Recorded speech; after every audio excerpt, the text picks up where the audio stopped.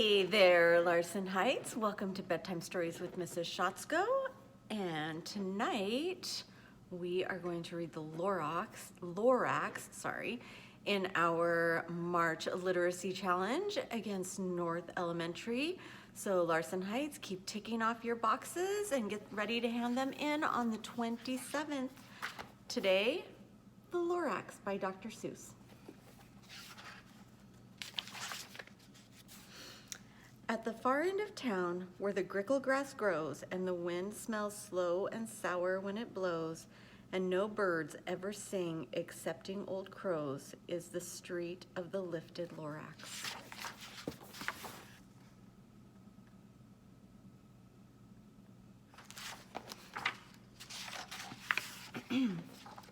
And deep in the grickle grass, some people say, if you look deep enough, you can see today where the Lorax once stood just as long as it could before somebody lifted the Lorax away. What was the Lorax, and why was it there, and why was it lifted and taken somewhere? From the far end of town where the grickle grass grows, the old Onceler still lives here. Ask him, he knows.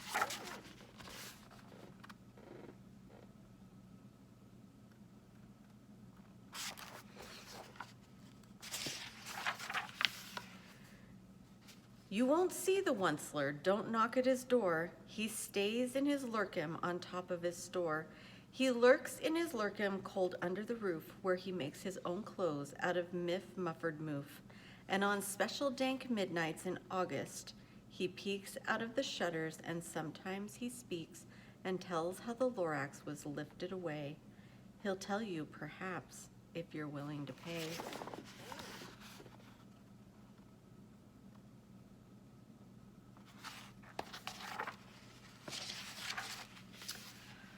On the end of a rope, he lets down a tin pail, and you have to toss in 15 cents and a nail, and the shell of a great-great-great-grandfather's snail.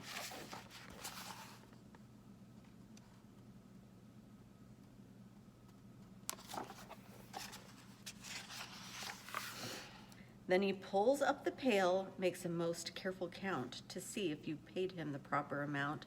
Then he hides what you paid him away in his snub, his secret strange hole in his gravuculous glove. Then he grunts, I will call you by whisper my phone, for the secrets I tell are for your ears alone.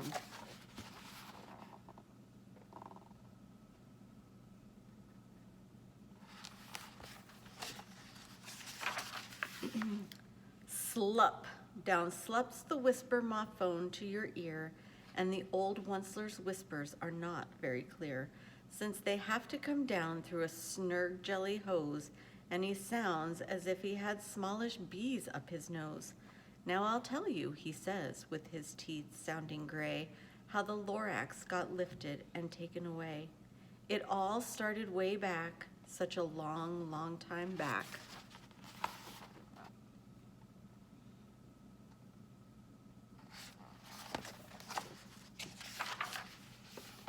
Way back in the days when the grass was still green and the pond was still wet and the clouds were still clean, and the song of the swans rang out in space, one morning I came to this glorious place. And I first saw the trees, the truffula trees, the bright-colored tufts of the truffula trees, mile after mile in the fresh morning breeze.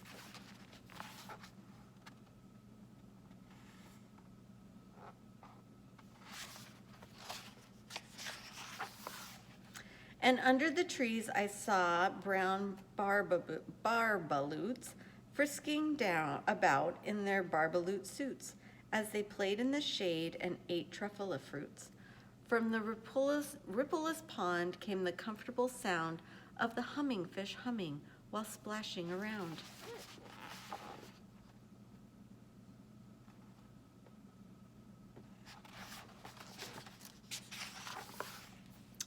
But those trees, oh, those trees, those truffula trees, all my life I'd been searching for trees such as these. The touch of their tufts was much softer than silk, and they had the sweet smell of fresh butterfly milk.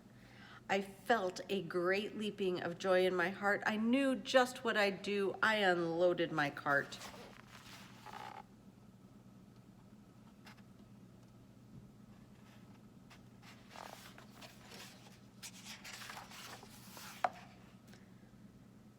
In no time at all, I had built a small shop. Then I chopped down a truffula tree with one chop, and with great skillful skill and with great speedy speed, I took the soft tuft and I knitted a thneed.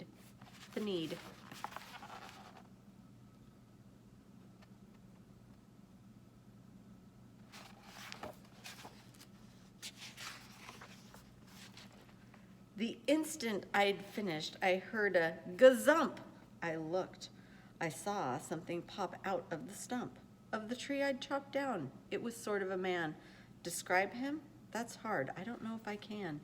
He was shortish and oldish and brownish and mossy, and he spoke with a voice that was sharpish and bossy.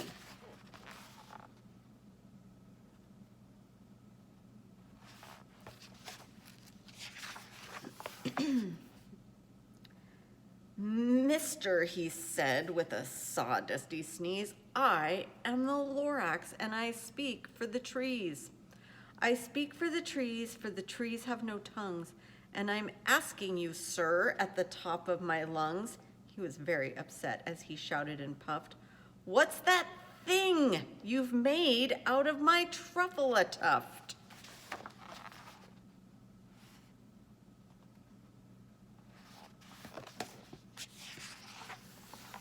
Look, Lorax, I said, there's no cause for alarm. I chopped just one tree, I'm doing no harm. I'm being quite useful. This thing is a thneed.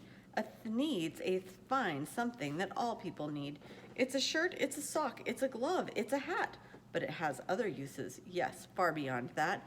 You can use it for carpets, for pillows, for sheets, or curtains, or covers, for bicycle seats. The Lorax said, Sir, you are crazy with greed. There is no one on earth who would buy that fool thneed.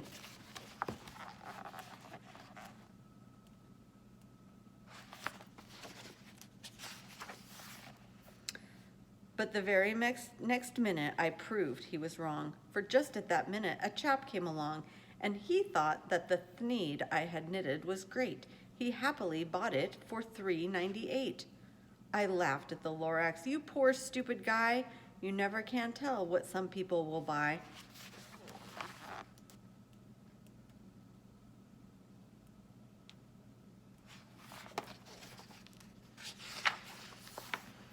I repeat, cried the Lorax, I speak for the trees. I'm busy, I told him. Shut up, if you please. I rushed across the room and in no time at all built a radio phone. I put in a quick call. I called all my brothers and uncles and aunts and I said, listen here. Here's a wonderful chance for the whole Onceler family to get mighty rich. Get over here fast, take the road north Nitch. Turn left at Weehawken, sharp right at South Stitch. Ooh.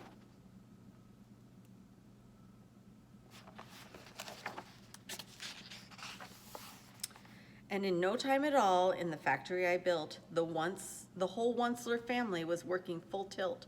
We were all knitting thneeds, just as busy as bees, to the sound of the chopping of truffula trees.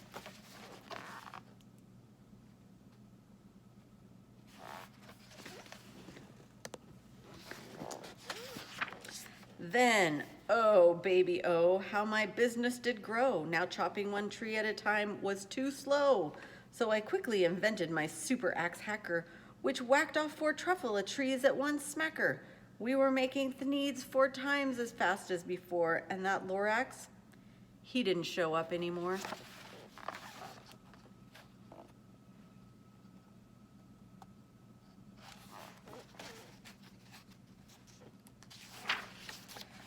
But the next week he knocked on my new office door. He snapped, I'm the Lorax who speaks for the trees, which you seem to be chopping as fast as you please. But I'm also in charge of the brown barbaloots who played in the shade in their barbaloot suits and happily lived eating truffula fruits. Now, thanks to your hacking my trees to the ground, there's not enough truffula fruit to go round, and my poor barbaloots are getting the crummies, because they have gas and no food in their tummies. Oh my gosh.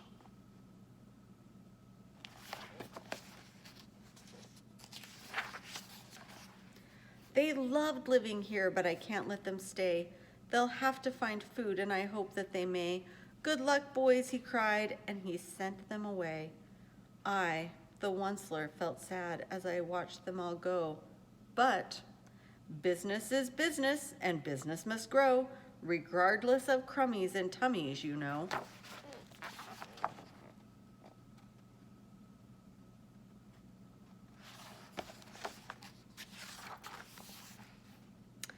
I meant no harm, I most truly did not, but I had to grow bigger, so bigger I got. I biggered my factory, I biggered my roads, I biggered my wagons, I biggered the loads. Of the thneeds I shipped out, I was shipping them forth to the south, to the east, to the west, to the north. I went right on biggering, selling more thneeds, and I biggered my money, which everyone needs.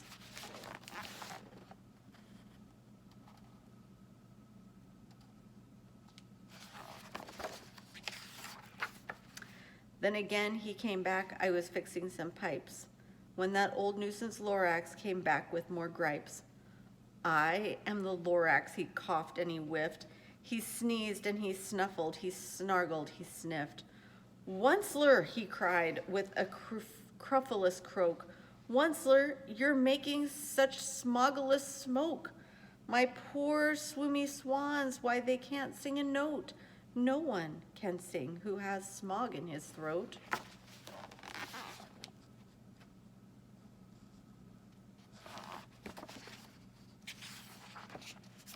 And so, said the Lorax, please pardon my cough. They cannot live here, so I'm sending them off. Where will they go? I don't hopefully know. They may have to fly for a month or a year to escape from the smog you've smogged up round here.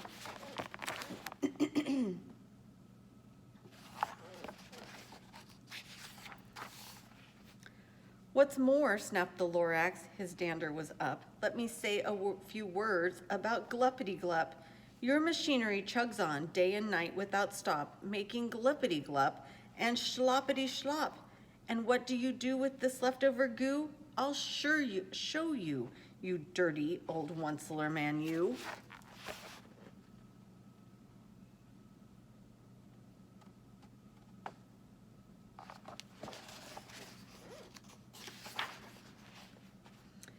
You're glumping the pond when the humming fish hummed. No more can they hum, for their gills are all gummed. So I'm sending them off. Oh, their future is dreary. They'll walk on their fins and get woefully weary in search of some water that isn't so smeary. Ugh.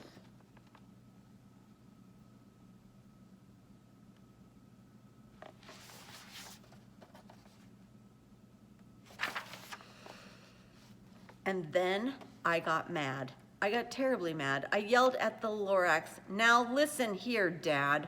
All you do is yap yap and say, bad, bad, bad. Well, I have my rights, sir, and I'm telling you, I intend to go on doing just what I do. And for your information, you Lorax, I'm figuring on biggering and biggering and biggering and biggering. Turning more truffula trees into thneeds, which everyone needs.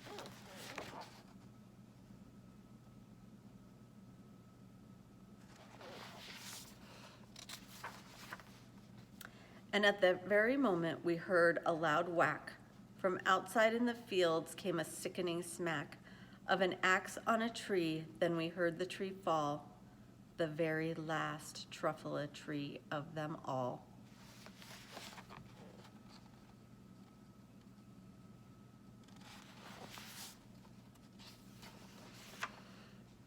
No more trees, no more needs, no more work to be done. So in no time, my uncles and aunts, everyone, all waved me goodbye. They jumped in my cars and drove away under the smoke-smuggled stars.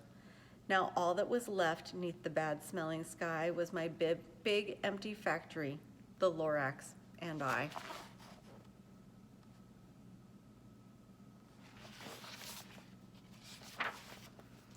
The Lorax said nothing, just gave me a glance, and just gave me a very sad, sad backward glance as he lifted himself by the seat of his pants, and I'll never forget the grim look on his face when he heisted himself and took leave of this place through a hole in the smog without leaving a trace.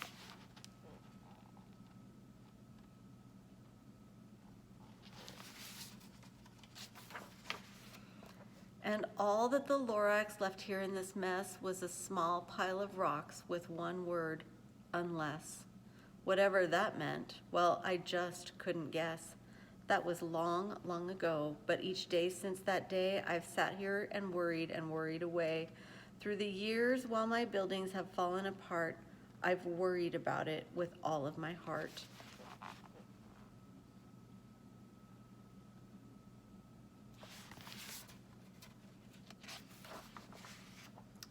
But now, says the Onceler, now that you're here, the word of the Lorax seems perfectly clear. Unless someone like you cares a whole awful lot, nothing is going to get better. It's not.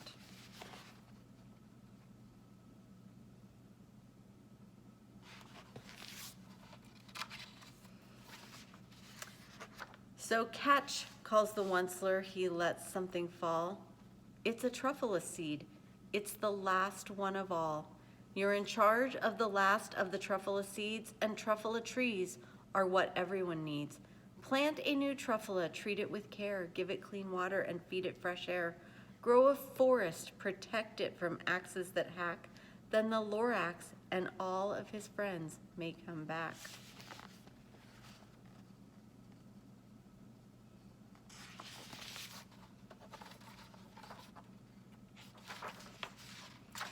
The end.